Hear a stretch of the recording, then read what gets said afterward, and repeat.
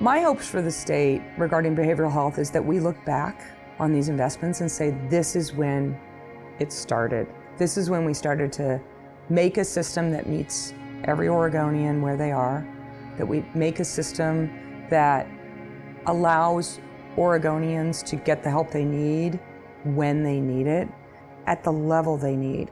Oftentimes people have a multitude of things going on in their lives that they need help with, not just one thing. So when you think about these services, I like to think about them as working holistically together.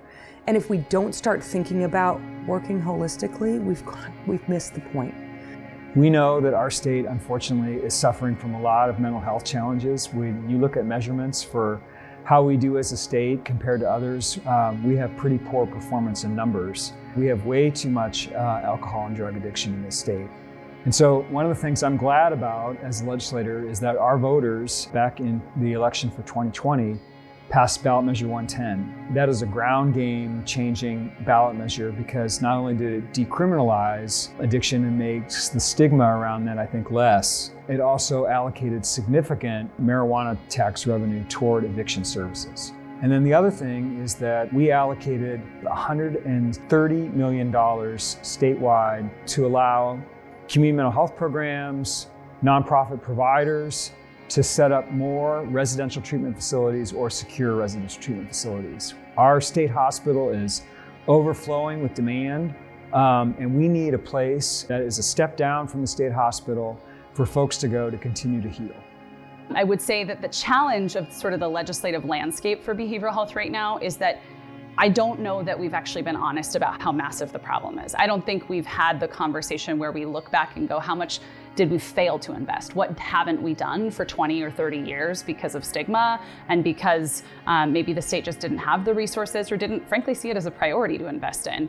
That damage is what we're seeing today, and it's massive. And so I know Nosse and Lieber understand this, and they are amazing at sort of communicating this. Last session, Nosse and Lieber went and got $1 billion to invest in behavioral health of new money. And that's just the tip of the iceberg because we've not been tackling it for so long. And so I always want to remind legislators when you're working on this is going to be painful, it's going to be expensive because of what we haven't been doing for years. And so I don't want you to be discouraged when you invest $1 billion and you only see a little bit of difference. This is a long thing. These are people's lives that have been undermined because we haven't invested the way we need to. Because of the pandemic, we are struggling to attract and retain a workforce like lots of occupations in the state, but we're particularly challenged in that space. We made pretty significant investments in behavioral health in this state, and then at the end of our session in July, we almost immediately started hearing from nonprofit behavioral health providers, our county systems, how they were struggling to either retain or attract a workforce. And it's because the jobs are difficult and they're not paid well enough. And so that is mission critical for me right now. I know myself and Representative Nosse, who is my partner in crime in the budget committee. You know, I know we were really concerned about wages, and we did do some increases, but this workforce has been so underpaid for so long. We have to make sure that people who are doing the work aren't also themselves in crisis. And if we don't pay people right, we're going to have people in crisis helping people in crisis, and that's not going to move the system forward.